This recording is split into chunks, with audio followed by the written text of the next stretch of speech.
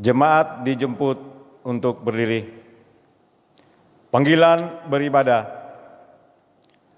Haleluya, pujilah Tuhan di sorga, pujilah Dia di tempat tinggi.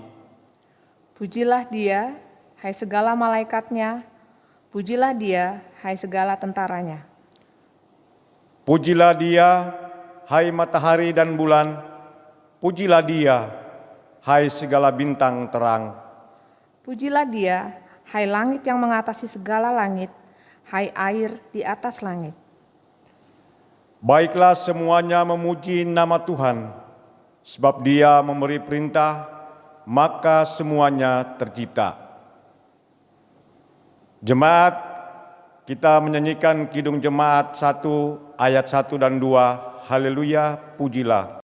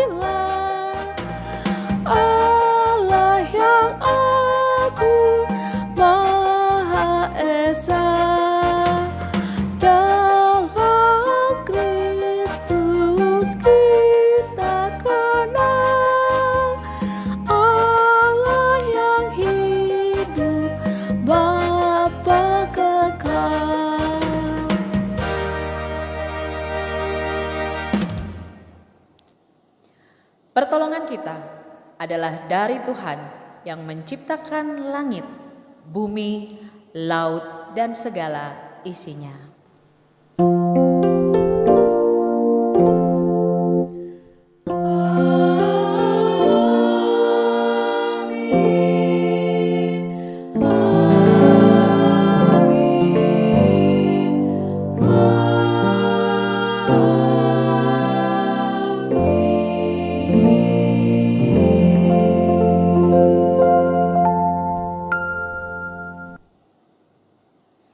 Jemaat, terimalah salam, kasih karunia dan damai sejahtera dari Allah Bapa kita dan dari Tuhan Yesus Kristus menyertai saudara.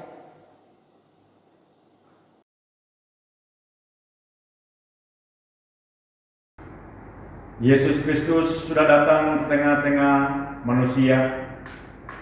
Mari kita hayati kehadirannya yang mendatangkan sukacita bagi dunia. Ibadah hari ini dalam terang tema sukaria menyambut Sang Penebus. Orang percaya memahami dirinya sebagai pribadi yang diberi identitas baru oleh Tuhan, yaitu sebagai anak-anak Allah. Semua itu hanya karena anugerah Sang Penebus dunia, di mana kita manusia celaka ini telah diampuni dan diselamatkannya. Mari kita sambut dengan sukaria dengan menyanyikan PKJ 68.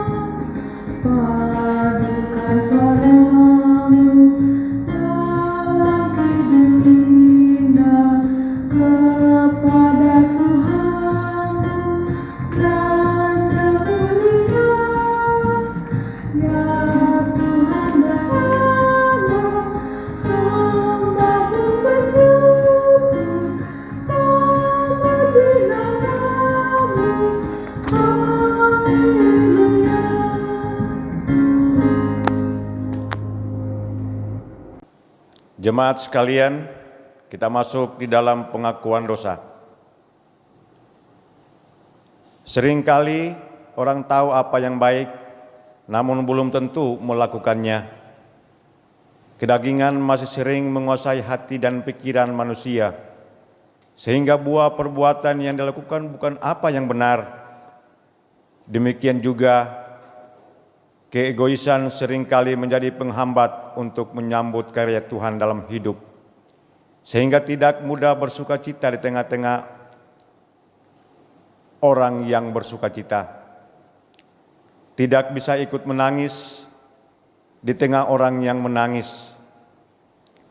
Demikian pula dalam hidup sehari-hari, sebagai anak-anak Allah yang menerima karunia penebusan dosa, namun tidak dihidupi dengan kasih. Mari kita mengakui dosa kita. Tuhan kita itu setia dan adil. Ia mengampuni segala dosa kita dan menyucikan kita dari segala kejahatan. Jemaat disilakan untuk berdoa secara pribadi, mengakui dosanya di hadapan Tuhan.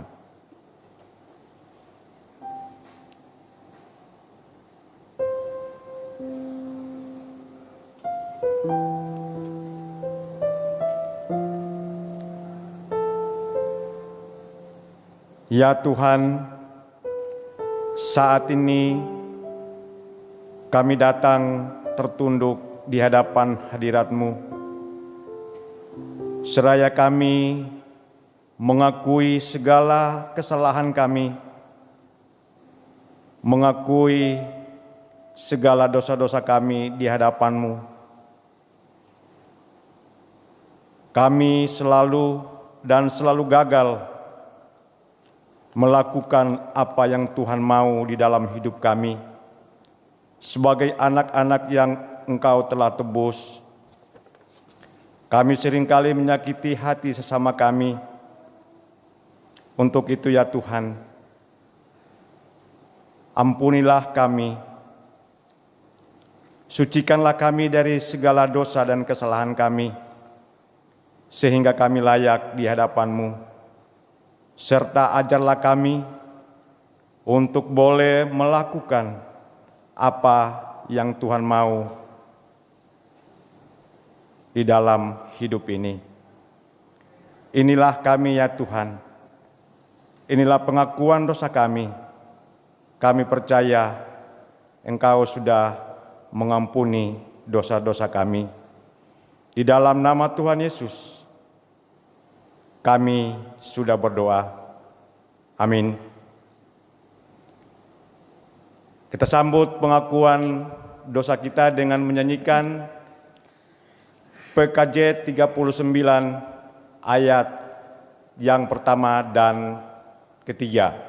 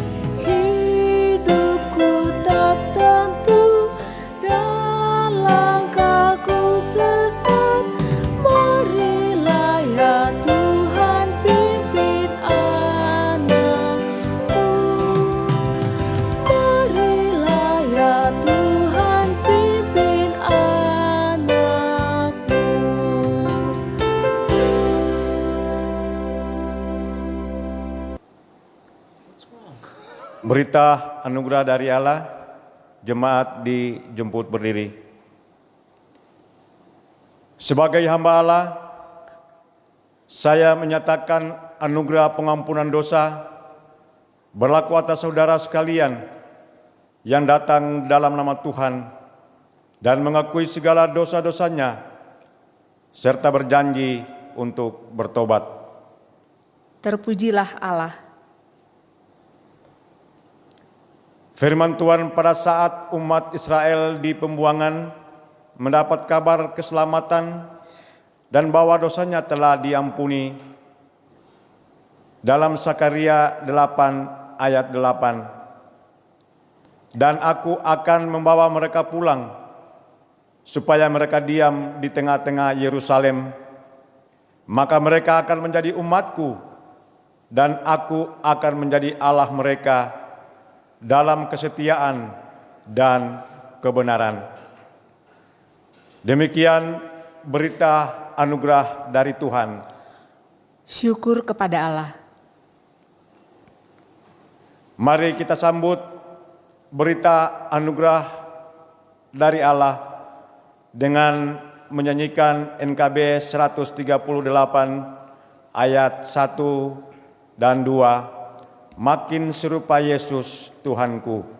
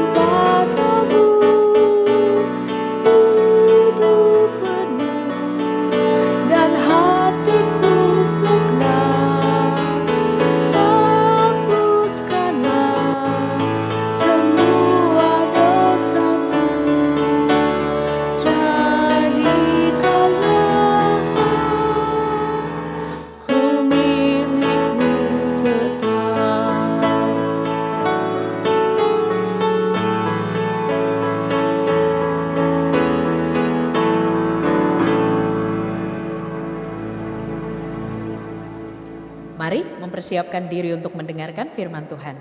Mari berdoa. Bapa Maha Baik, firman-Mu akan kami dengarkan.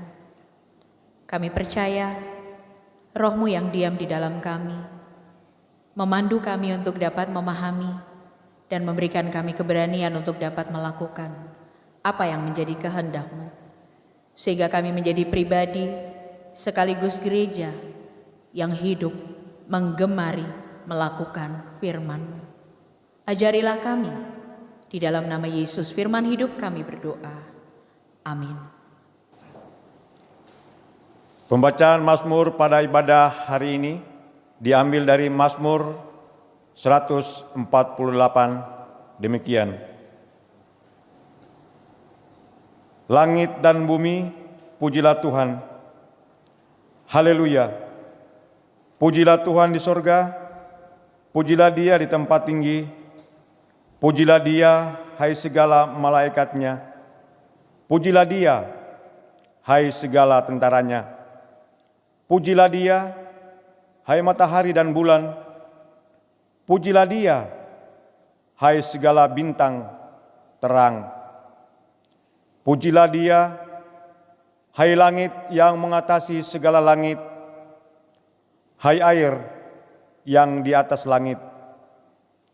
Baiklah semuanya memuji nama Tuhan, sebab Dia memberi perintah, maka semuanya tercipta. Dia mendirikan semuanya untuk seterusnya dan selamanya, dan memberi ketetapan yang tidak dapat dilanggar. Pujilah Tuhan di bumi, hai ular-ular naga, dan segenap samudra raya, hai api dan hujan es, salju dan kabut, angin badai yang melakukan firman-Nya, hai gunung-gunung dan segala bukit, pohon buah-buahan dan segala pohon aras, hai binatang-binatang liar dan segala hewan, binatang melata dan burung-burung yang bersayap, hai raja-raja di bumi dan segala bangsa, pembesar-pembesar dan semua pemerintah dunia, hai teruna dan anak-anak dara, orang tua dan orang muda, biarlah semuanya memuji-muji Tuhan, sebab hanya namanya saja yang tinggi luhur, keagungannya mengatasi bumi dan langit. Ia telah meninggikan tanduk umat-Nya, menjadi puji-pujian bagi semua orang yang dikasihi-Nya. Bagi orang Israel, umat yang dekat padanya. Haleluya. Pembacaan Injil Tuhan Yesus Kristus menurut Lukas 2 ayat 22 sampai 40. Lukas pasal 2 ayat 22 sampai 40 yang memberitakan demikian. Dan ketika genap waktu pentahiran menurut hukum Taurat Musa, mereka membawa dia ke Yerusalem untuk menyerahkannya kepada Tuhan. Seperti ada tertulis dalam hukum Tuhan, semua anak laki-laki sulung harus dikuduskan bagi Allah. Dan untuk mempersembahkan korban menurut apa yang difirmankan dalam hukum Tuhan, yaitu sepasang burung tekukur atau 2 ekor anak burung merpati. Adalah di Yerusalem seorang bernama Simeon. Ia seorang yang benar dan saleh yang menantikan penghiburan bagi Israel. Roh Kudus ada di atasnya, dan kepadanya telah dinyatakan oleh Roh Kudus bahwa ia tidak akan mati sebelum ia melihat Mesias, yaitu Dia yang diurapi Tuhan. Ia datang ke bait Allah oleh Roh Kudus. Ketika Yesus, anak itu, dibawa masuk oleh orang tuanya untuk melakukan kepadanya apa yang ditentukan hukum Taurat, ia menyambut anak itu dan menatangnya sambil memuji Allah, katanya, "Sekarang Tuhan, biarkanlah hamba-Mu ini pergi dalam damai sejahtera sesuai dengan firman-Mu. Sebab mataku telah melihat keselamatan yang daripadamu, yang telah Engkau sediakan di hadapan segala bangsa, yaitu terang yang menjadi penyataan bagi bangsa-bangsa lain dan menjadi kemuliaan bagi umat-Mu Israel." Dan bapa serta ibunya amat heran akan segala apa yang dikatakan tentang dia. Lalu Simeon memberkati mereka dan berkata kepada Maria, ibu anak itu, "Sesungguhnya anak ini ditentukan untuk menjatuhkan atau membangkitkan banyak orang di Israel, dan untuk menjadi suatu tanda yang menimbulkan perbantahan, dan suatu pedang akan menembus jiwamu sendiri, supaya menjadi nyata pikiran hati banyak orang." Lagi pula di situ ada Hana, seorang nabi perempuan, anak Fanuel dari suku Asher. Ia sudah sangat lanjut umurnya. Sesudah kawin ia hidup 7 tahun lamanya bersama suaminya, dan sekarang ia janda dan berumur 84 tahun. Ia tidak pernah meninggalkan bait Allah dan siang malam beribadah dengan berpuasa dan berdoa. Dan pada ketika itu juga datanglah ia ke situ dan mengucap syukur kepada Allah dan berbicara tentang anak itu kepada semua orang yang menantikan kelepasan untuk Yerusalem. Dan setelah selesai semua yang harus dilakukan menurut hukum Tuhan, kembalilah mereka ke kota kediamannya, yaitu kota Nazaret di Galilea. Anak itu bertambah besar dan menjadi kuat, penuh hikmat, dan kasih karunia Allah ada padanya. Demikianlah pembacaan firman Tuhan. Berbahagialah mereka yang mendengarkan firman Tuhan dan yang memeliharanya. Haleluya.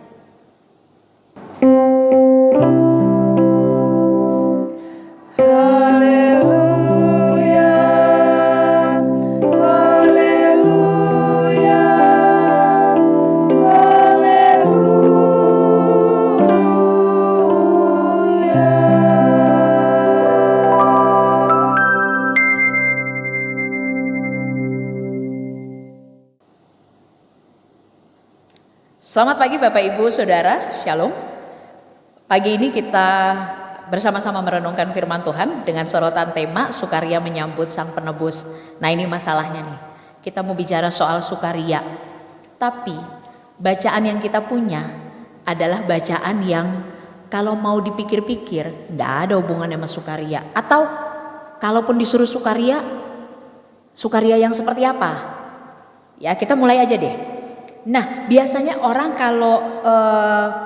kalau kita menggadaikan sesuatu apapun itulah, apapun itu, mau surat berharga, mau emas, mau apa, ya selama bukan orang dan bukan hati mah nggak apa-apa, ya. Ketika kita mau menggadaikan sesuatu, itu pasti akan bikin kepikiran. Kepikirannya buat apa? Buat menebus kembali. Ya, karena yang namanya menebus itu kan berarti kalau bahasa Indonesia di kamusnya sih dibeli kembali, tapi kalau saya lebih senang menggunakan istilah kalau yang namanya menebus itu statusnya dipulihkan. Yang tadinya tergadai sekarang jadi milik sendiri, seperti itu. Nah, yang nebus maupun yang ditebus itu sama-sama punya pergumulan nih, ya kan? Yang menebus ini punya kuasa, tetapi tidak mudah. Sementara yang ditebus ini nggak berdaya, ngarep aja. Nah, kita punya 4 bacaan yang anehnya bicara mengenai penebusan. Lalu tema hari ini adalah tentang sukaria, sukacita. Tetapi ini 2 hal yang berbeda. Kita langsung mulai aja dari Yesaya 61 ayat 10 sampai 62 ayat 3. Suasana yang dibangun, jadi kok ceritanya di Yesaya 61 itu penduduk Yerusalem yang dibuang ke Babel pulang. Kebayangkan kita kalau dari mana-mana pulang kampung itu rasanya kok seneng banget gitu ya. Jadi ketika mereka sudah sekian lama ada di pembuangan, lalu mereka membayangkan, oke, kami mau pulang, besok pulang gitu ya, kembali ke Yerusalem. Sukacita dong, sukaria dong sebenarnya bayangannya, dan itu yang digambarkan oleh Yesaya. Suasana sukaria, syukur, girang, puas, pulih, lega, sembuh, kayak bisul pecah. Itu suasananya. Tetapi bukan berarti suasananya kayak gitu ya. Tetapi fakta di lapangan, waktu mereka nih beriring-iringan pulang sampai masuk di Yerusalem, gak ada apa-apa. Kota itu belum dibangun. Yerusalem tidak ready untuk tinggal, bukan kota yang siap tinggal. Temboknya masih runtuh.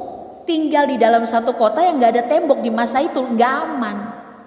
Rumahnya masih belum dibangun, bait Allah masih hancur, ladangnya belum diolah, gak ada apa-apa. Lalu pulang buat apa?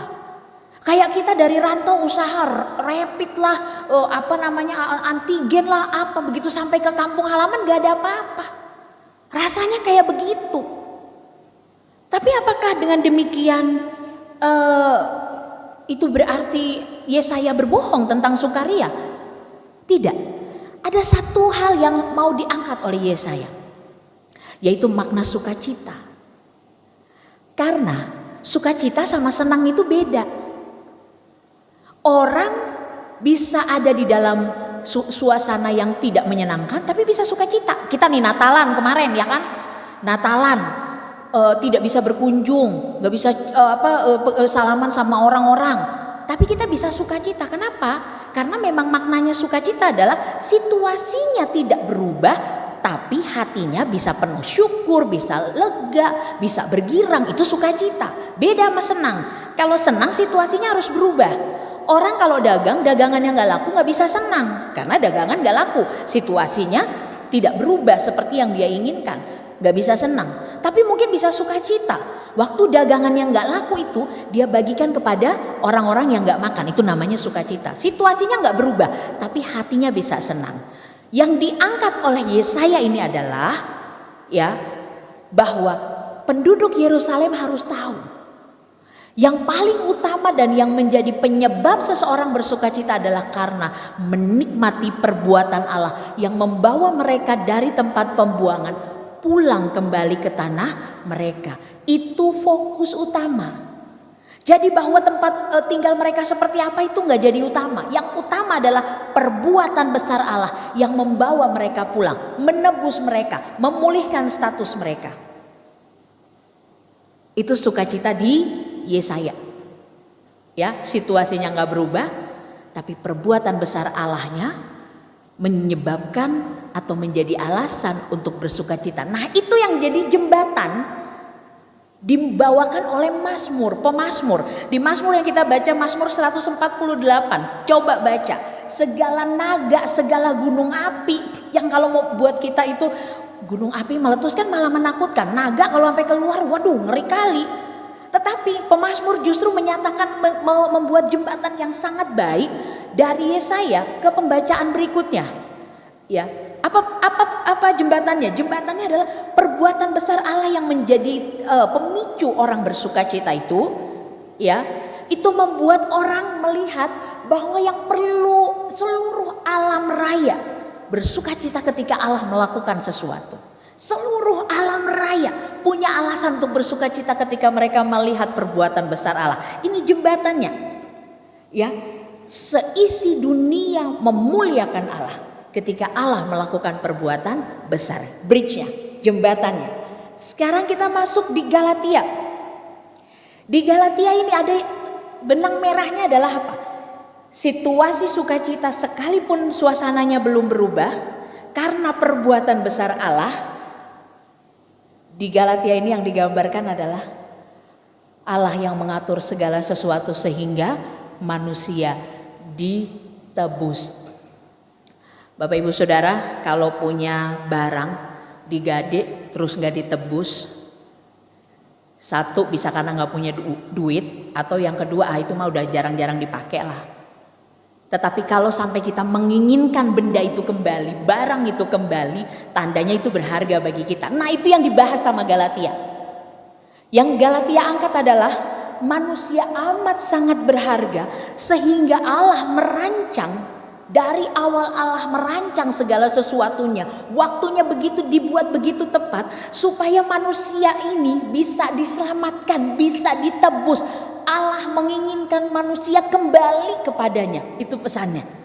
Betapa manusia berharga karena Allah menginginkan manusia kembali. Allah menginginkan manusia dipulihkan. Itu menjadi alasan berikutnya kita bersukaria. Kita bersukacita karena ditebus. Allah menginginkan kita. Dia menginginkan kita kembali.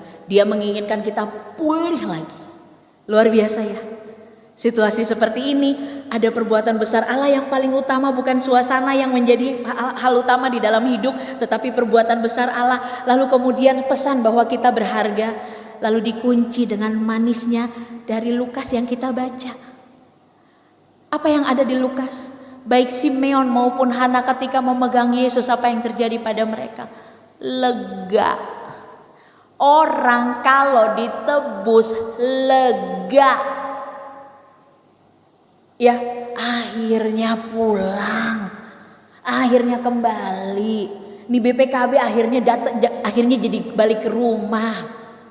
Selama tuh BPKB ada di tempat pegadaian deg-degan. Tapi begitu tuh BPKB pulang, lega.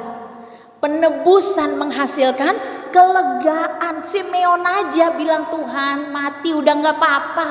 Sekarang saya pun kalau mati tenang. Karena apa? Lega, Mesias udah dipegang di tangan. Yang selama ini dinantikan udah dipegang, mau mati kapan aja lega. Penebusan membawa kelegaan. Hal pertama yang tadi kita lihat di awal adalah penebusan itu karya Allah. Situasinya gak penting. Yang penting adalah Allah yang melakukan. Ada bridge bahwa itu perbuatan besar Allah yang membuat semua makhluk memuliakan Allah. Lalu kemudian penebusan memberi pesan kuat bahwa Allah menginginkan kita. Allah menginginkan Bapak Ibu Saudara dan saya, itu sebabnya Dia berjuang untuk menebus kita. Dan yang terakhir, penebusan membawa kelegaan bagi kita semua. Kita ditebus, kita lega, gak takut, gak ada bayangan apapun yang kita pikirkan dan kita khawatirkan. Aku diinginkan Allahku, itu cukup. Sekarang aku lega karena aku percaya pada Mesias yang dijanjikan oleh Allah. Alasan untuk Bapak Ibu Saudara dan saya bersukaria dan mempersiapkan diri untuk masuk di tahun baru yang mohon maaf akhirnya harus kita nyatakan bahwa coronanya masih ada. Situasinya belum berubah. Anak-anak akan masih tetap sekolah dari rumah. Bapak Ibu masih akan bekerja dari rumah. Kepikiran untuk pengurangan pegawai atau pengurangan penghasilan mungkin akan masih menjadi momok bagi kita. Tetapi hari ini kita diteguhkan, Bapak Ibu Saudara dan saya diteguhkan untuk pesan firman Tuhan. Kita disayang, kita diinginkan. Itu sebabnya kita ditebus. Sehingga perasaan lega yang kita punya adalah lega karena kita menikmati perbuatan besar Allah, bukan karena situasinya berubah. Hari ini kita belajar sumber sukacita Bapak Ibu Saudara dan saya bukan corona ada atau hilang. Sumber sukacita Bapak Ibu Saudara dan saya adalah bukan soal kita bisa kembali kerja di kantor, anak-anak bisa kembali ke sekolah. Sumber sukacita Bapak Ibu Saudara dan saya adalah ketika kita tahu sampai detik ini Allah masih pelihara Bapak Ibu Saudara dan saya. Sampai detik ini Dia masih menginginkan kita. Sampai detik ini kita berharga baginya. Sampai detik ini kita masih dipelihara. Jadi saat ini saya mau sampaikan kepada semua Bapak Ibu Saudara.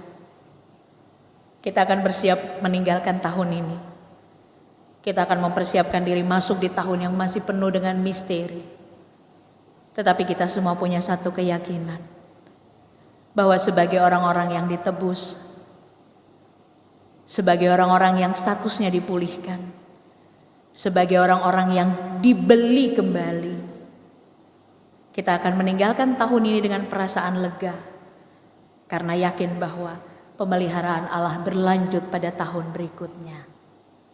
Selamat bersukaria menyambut Sang Penebus. Tuhan Yesus memampukan. Amin.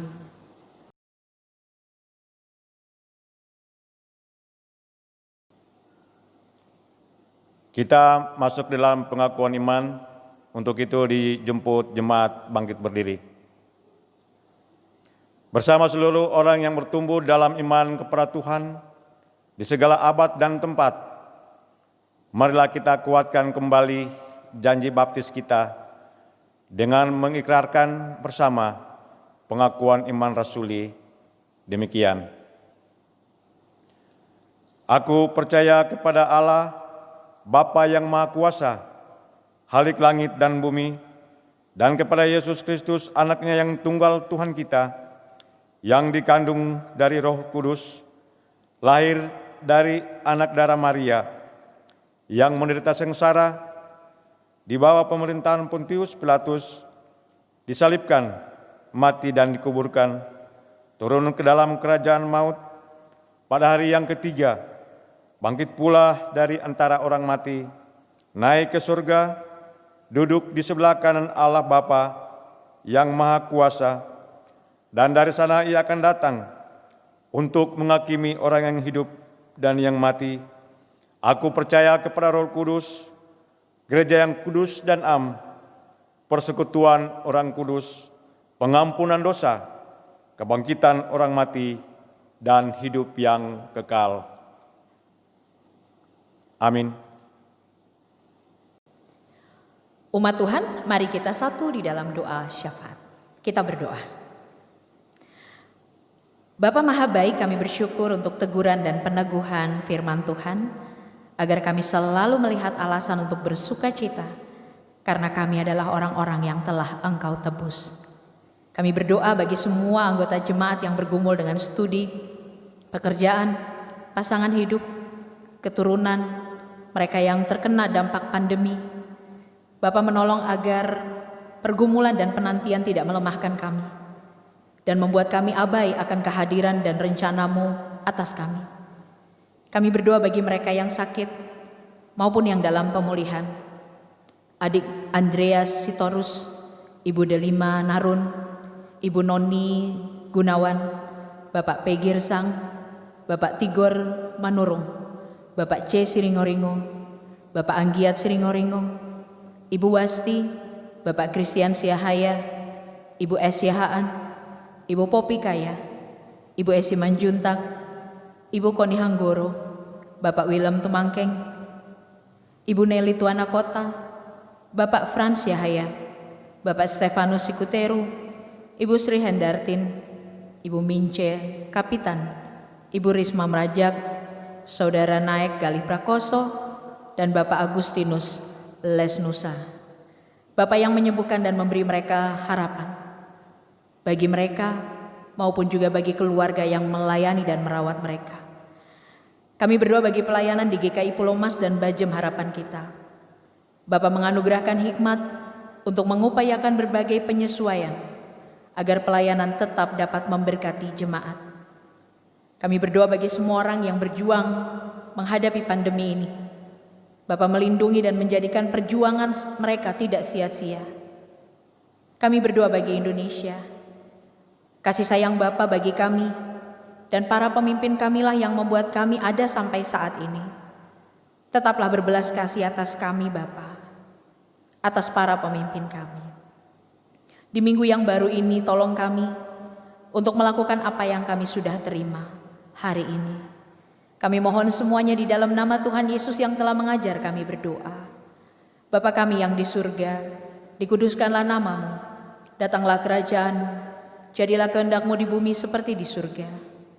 Berikanlah kami pada hari ini makanan kami yang secukupnya.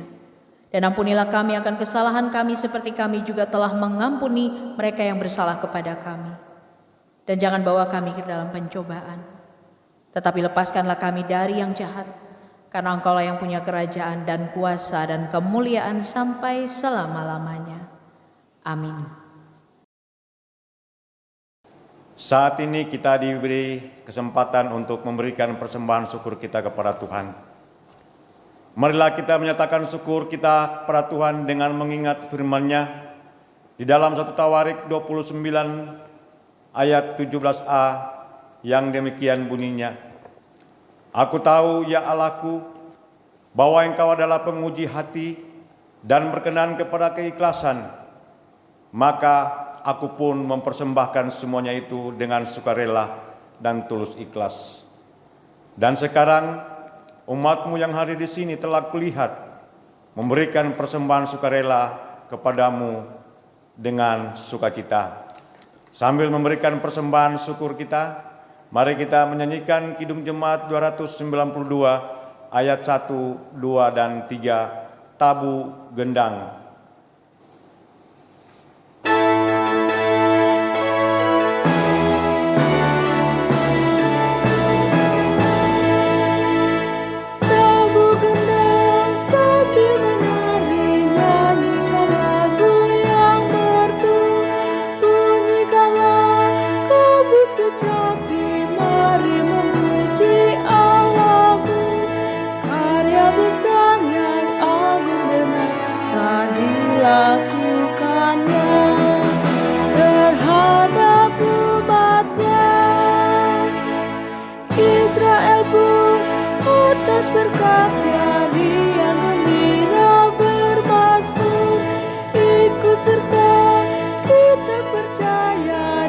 Kepadanya bersyukur, Tuhanlah baik, kasih-Nya ajar kekal selamanya.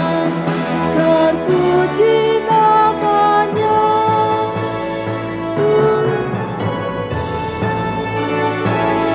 Dulu telah beri himpitan, Ia bebaskan umat-Nya. Habis mendung, Ia berikan sinar mentari yang cerah. Puji terus Yang Maha Kudus, beban-Mu yang berat digantinya berkat. Untuk mendoakan persembahan syukur kita, mari jemaat berdiri. Mari kita berdoa. Ya Allah yang Maha Agung dan yang Maha Besar, kami percaya bahwa di dalam kehidupan kami, Engkaulah sumber berkat bagi kami. Engkaulah yang memberikan kehidupan kepada kami semua. Untuk itu ya Tuhan, Dengan penuh kesadaran pada saat ini, kami memberikan persembahan syukur kami kepadamu. Terimalah ya Tuhan, dan mampukanlah kami ya Tuhan, untuk menjadikan persembahan syukur ini, untuk boleh menjadi berkat bagi sesama kami, dan juga untuk pelayanan kami di gerejamu di tempat ini.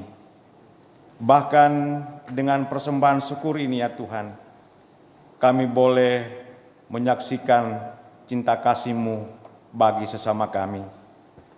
Terima kasih ya Bapa, hanya di dalam nama Tuhan kami Yesus Kristus, kami datang berdoa. Amin. Janji Allah telah genap, Sang penebus dosa telah datang dan mengubah hidup manusia menjadi berseri. Kiranya kasih Allah yang lebih dari segalanya terasakan di hati sesama melalui umat-Nya. Kami akan belajar mengasihi Allah dan membagi kasih-Nya dengan sukaria pada sesama manusia. Jemaat, kita sambut dengan menyanyikan PKJ 212, Ya Allah, kasih-Mu besar dan apa seterusnya.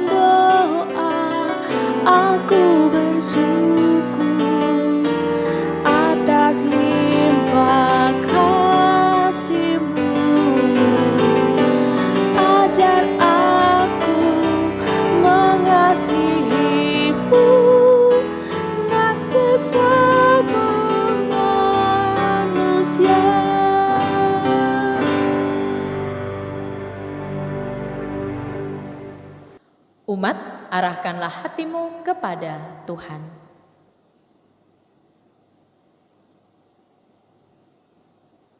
Jadilah saksi Kristus.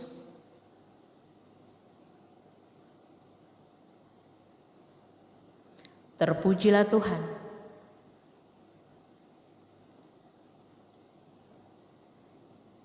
Pulanglah dengan damai sejahtera. Lakukanlah perintah Tuhan dan hiduplah bagi Dia.